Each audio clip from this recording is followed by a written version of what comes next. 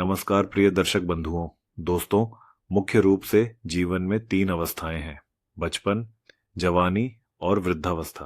कहा गया है कि जवानी को देख देख कर व्यर्थ ही ग्रभावे हैं, और मौत तो सभी को ही आती है।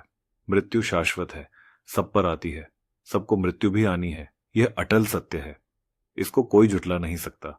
दोस्तों, ये भी सच है कि सबको नसीब नहीं होता, भाग्यशाली को मिलता है, और जो सुखी और आनंद से रहते हैं, ऐसे लोग और भाग्यशाली होते हैं। वृद्धावस्था एक ऐसी अवस्था है जिसमें बहुत सारे परिवर्तन दिखाई देते हैं। कुछ लोग जो पहले से योजना बनाकर चलते हैं, उन्हें कोई कष्ट नहीं होता, और जो कोई योजना नहीं बनाते, उनके लिए जीवन में दिक्कतें हो सकती हैं। दोस्तों, आपने देखा होगा कि जीवन में बहुत सारे परिवर्तन आते हैं।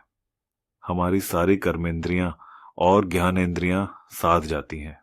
हाथ पांव काम करना बंद कर देते हैं। आंखों से कम दिखाई देने लगता है। कानों से सुनाई भी कम देता है, ऊंचा सुनाई देने लग जाता है। जीभ में स्वाद कणिकाएं नष्ट हो जाती हैं। किसी को स्वाद नहीं आता, दांत भी साथ जाते हैं, जिससे बहुत सी चीजों पर मन मचलता है, लेकिन नहीं खा सकते, दांत ही नहीं है। स्मृति क्षीण हो जाती है, मतलब याददाश्त कम हो जाती है। शरीर के अंदरूनी अंग भी ठीक से काम नहीं करते। घर में बच्चे स्वयं निर्णय लेने की स्थिति में आ जाते हैं, तो घर में भी बुजुर्गों का महत्व पहले जैसा नहीं रहता। चेहरे पर झुर्रियां आ जाती हैं और त्वचा ढल जाती है, कमर झुक जाती है। कभी कभी तो ऐसा देखने में आता है कि घर में बेटों की बहुएं आ जाती हैं, तो बुजुर्गों की चारपाई भी घर से बाहर हो जाती है। दोस्तों, मन में विचार करो, ऐसी स्थिति में रहकर बुजुर्ग क्या सोचता होगा कि जिस घर को मैंने इतनी मेहनत और लगन से पाई पाई बनाया था, आज वही मुझसे छीन लिया गया। सोचो कितना कष्ट होता होगा। जब वह घर का बुजुर्ग रोटी पानी मांगता है तो बच्चे सुनते नहीं, दे भी दी, फिर उसे गुस्सा आता है, गाली देता है। सबसे कष्टकारी जीवन तो तब हो जाता है जब पति या पत्नी में से कोई एक जा जाता है, फिर उसका ख्याल रखने वाला, उसकी भावना समझने वाला कोई नहीं रहता।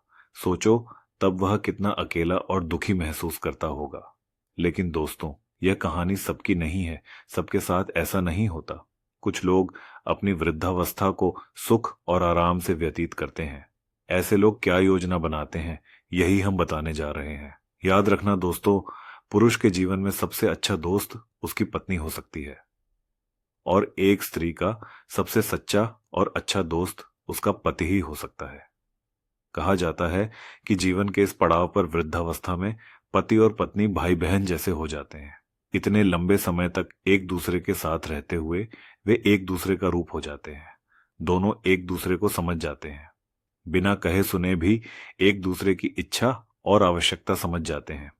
इस उम्र पर आकर दोनों एक दूसरे का ध्यान रखने की भावना और अधिक गहरी और मजबूत हो जाती है। यह देखा गया है कि उम्र के इस पड़ाव पर स्त्रियां पति की देखभाल उसी तरह करती हैं जैसे एक मां अपने बच्चे की करती है। कहा गया है कि न बेटा निहाल करेगा, न बेटी निहाल करेगी, पत्नी से बनाकर रखना यही देखभाल करेंगी। याद रखना, जब लाठी नहीं मिलेगी तो पति की लाठी पत्नी ही ढूंढ कर देगी, और जब चश्मा खो जाएगा तो पत्नी का चश्मा पति ही ढूंढ कर देगा, और कोई नहीं आएगा ढूंढने ख्याल रखने। इसलिए पति को पत्नी का और पत्नी को पति का हमेशा आदर करना चाहिए। यह बाहर वाला जब तक धन बल और पैसा रहेगा तब तक तुम्हारे साथ है। अंत में एक दूसरे का साथ तुम दोनों को ही देना है। व्यक्ति पराधीन हो जाता है, एक एक कर सब चीजें उसके हाथ से निकल जाती हैं। ऐसी स्थिति में स्वाभाविक है कि व्यक्ति गुस्सैल स्वभाव का हो सकता है। बहू बेटे नाती पोतों की अपनी अपनी दुनिया होती है, सबकी जरूरतें अपनी अपनी होती हैं, कोई किसी की नहीं सुनता, सबकी अपनी अपनी अलग दुनिया हो जाती है।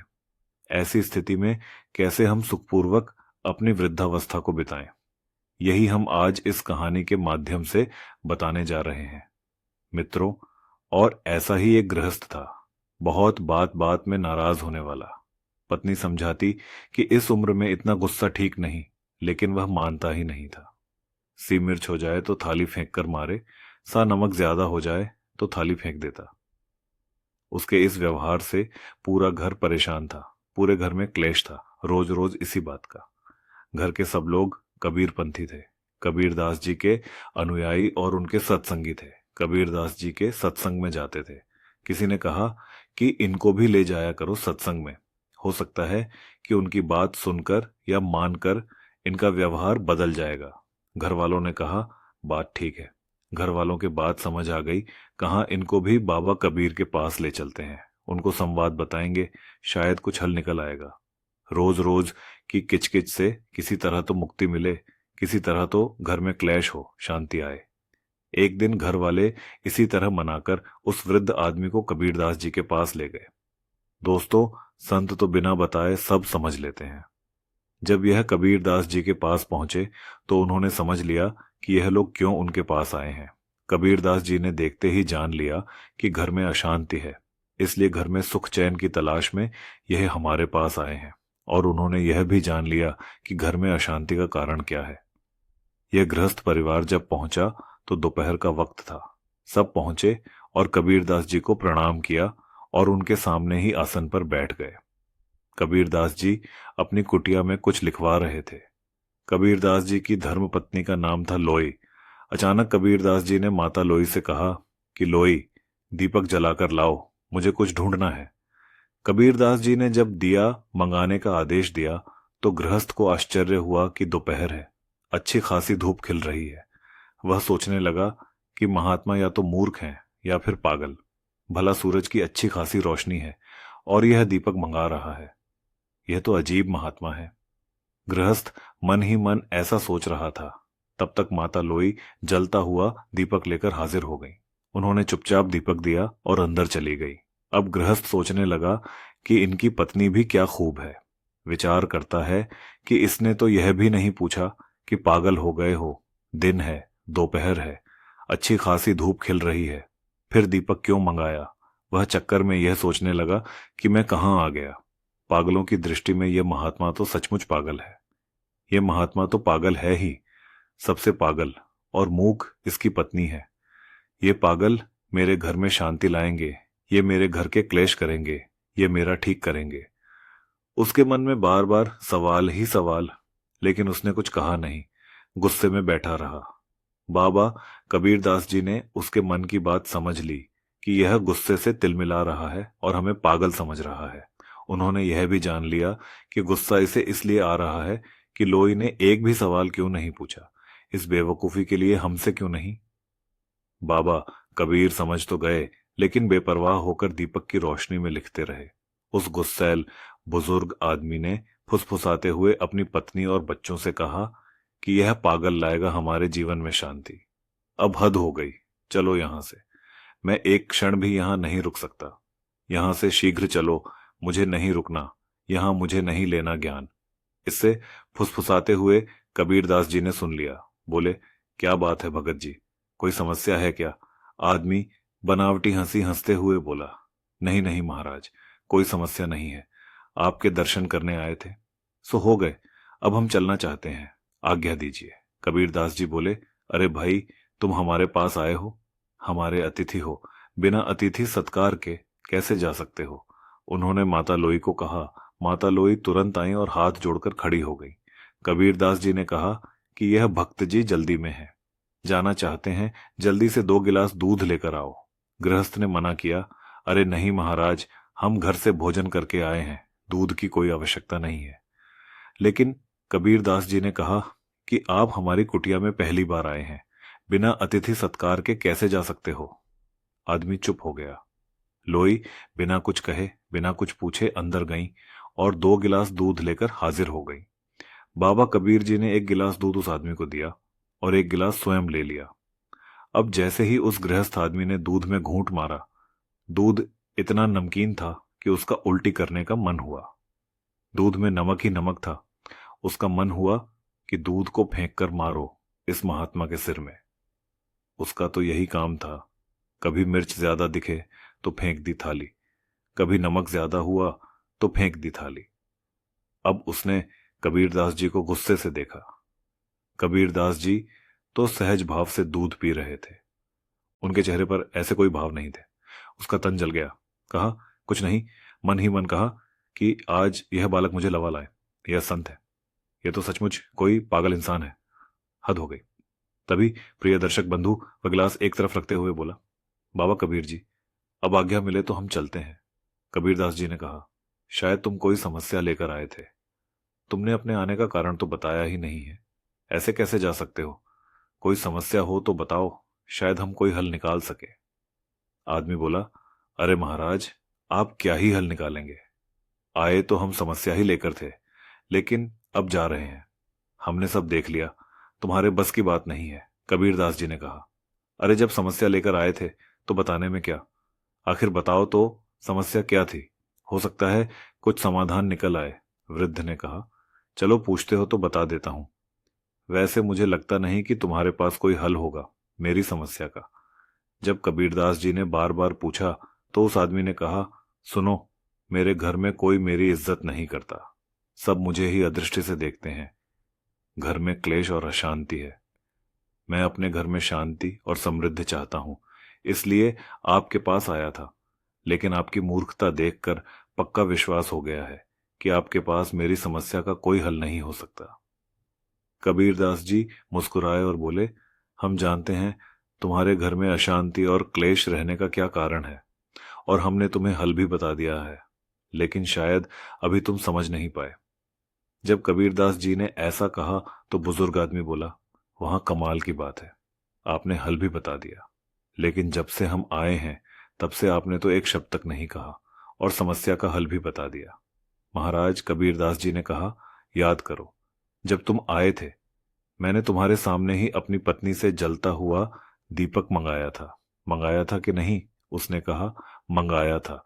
तो कबीरदास जी कहते हैं कि हमारी पत्नी ने तुरंत हमारी आज्ञा का पालन किया और बिना कुछ पूछे, बिना कुछ कहे, हमारी आज्ञा का पालन करते हुए जलता हुआ दीपक लेकर आई। उन्होंने यह तक नहीं पूछा कि दोपहर है, ऐसे में दीपक की क्या जरूरत है। उन्होंने वही किया जो हमने कहा। कोई सवाल तो नहीं किया, कोई प्रतिकार तो नहीं किया। वह वृद्ध आदमी बोला, हाँ, इसी का तो मुझे ताज्जुब है। कबीरदास जी ने आगे कहा, उसके बाद फिर हमने दूध मंगाया। हम जानते हैं हमारी पत्नी ने शक्कर के स्थान पर दूध में बहुत सारा नमक डाल दिया था। दूध इतना था कि तुमसे पिया नहीं गया, और आपने देखा हम उसी दूध को चुपचाप पी गए। पता है क्यों? क्योंकि जब हमारी पत्नी ने हमसे दीपक के बारे में कुछ नहीं पूछा तो हमारा भी कोई अधिकार नहीं बनता। कोई सवाल जवाब नहीं किया तो हम भी कैसे कोई सवाल जवाब कर सकते थे? दीपक लाना हमारी आज्ञा का पालन करना ही अपना धर्म समझा, तो हम कैसे पूछ सकते थे कि दूध क्यों है? हमने भी अपना धर्म समझा और दूध पी लिया। जिस तरह उन्होंने कोई प्रतिकार नहीं किया, उसी तरह हमने भी कोई प्रतिकार नहीं किया। इससे क्या समझे? इससे यह सिद्ध होता है कि पति और पत्नी दोनों को सामंजस्य स्थापित कर एक दूसरे की बात माननी चाहिए, एक दूसरे की बात का सम्मान रखना चाहिए, परस्पर प्रेम और विश्वास से रहना चाहिए। मुझे पता है ऐसा तुम नहीं करते हो। बाबा कबीर ने कहा, ध्यान रखो, गलती सबसे हो जाती है। आज गलती से दूध में शक्कर के स्थान पर नमक गया तो हमने स्वीकार किया, चुपचाप, बिना कुछ पूछे, बिना कुछ कहे पी लिया। तुम्हारे घर में अशांति का कारण यही है। तुम दो चीजों से बहुत परेशान हो और उसी के कारण घर में अशांति है, क्लेश है। बाबा कबीर साहब जी कहते हैं कि जो इन दो चीजों को त्याग देता है वही सुखी रहता है। बाबा कबीर ने बताया कि ये दो चीजें हैं सही, स्वाद और गाली। सुखी रहने के लिए जरूरी है कि हम स्वाद और गाली को त्याग दें, तो घर में शांति रहेगी, सुख से कटेगा। हमें समझना चाहिए कि घर में जो महिला भोजन बनाती है, कितने भाव से और मन से और परिश्रम से भोजन पकाती है। गर्मी हो या जो भी परिस्थिति हो, उस समय पर भाव से भोजन पकाती है, हमें खिलाती है। कहते हैं कि राग रसोई कभी कभी बन जाए, कभी गलती से हो सकता है कि नमक ज्यादा हो जाए, मिर्च ज्यादा जाए, तो क्या हमें उस भोजन को, उस अन्न को फेंक देना चाहिए? बिल्कुल नहीं। हमें यह समझना चाहिए कि जिस स्त्री ने, तुम्हारी पत्नी ने या तुम्हारी पुत्र वधू ने इतने परिश्रम और भाव से भोजन बनाया है, तो हमारा धर्म है उसे स्वीकार करें। और गलती से नमक मिर्ची ज्यादा हो गई हो तो भी कोई बात नहीं, हमें उसकी प्रशंसा करते हुए भोजन ग्रहण करना चाहिए। अगर हम ऐसा करते हैं तो दूसरे दिन वह और मन से भाव से भोजन बनाएगी।